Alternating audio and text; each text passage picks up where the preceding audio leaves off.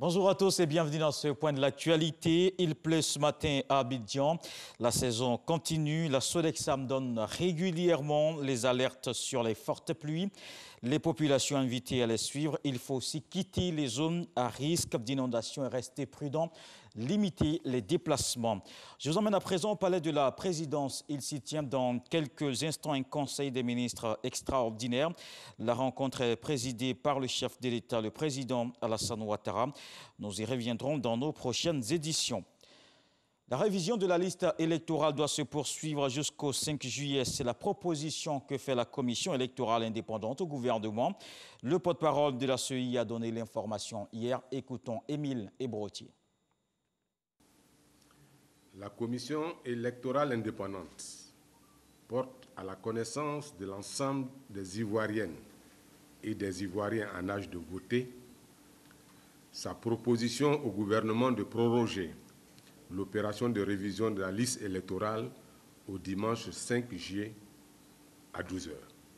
À la demande des partis politiques de tous bords, suite aux 3 jours de pluie torrentielle, la CEI offre l'opportunité de se faire enrôler aux requérants qui ont manifesté par leur forte mobilisation leur intérêt pour cette opération en Côte d'Ivoire comme dans les centres d'enrôlement de nos représentations diplomatiques.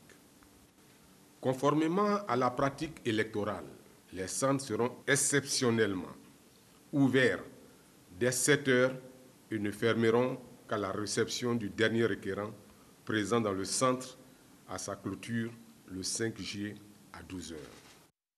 Et sur le plan sanitaire, la Côte d'Ivoire a enregistré hier 113 nouveaux cas et 188 nouvelles personnes guéries. Le pays compte désormais 9 214 cas confirmés, dont 3 996 personnes guéries, 66 décès. Le gouvernement ivoirien accentue la sensibilisation pour le respect des gestes barrières.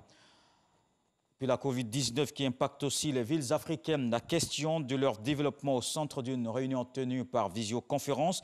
Le continent mobilise les partenaires pour accompagner les collectivités. Mamadou Kwasi. Les collectivités territoriales africaines sont les premières victimes de la crise sanitaire. Une crise qui s'évite mieux en crise économique. Et pour préparer la relève post-crise Covid-19, le Royaume du Maroc, en collaboration avec le Fonds mondial pour le développement des villes FMDV, met en place une stratégie.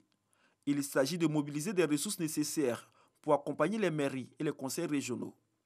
Un webinaire est organisé autour du thème « Les ministères africains en charge de la ville, acteurs centraux pour accompagner la sortie des crises de la Covid-19 ».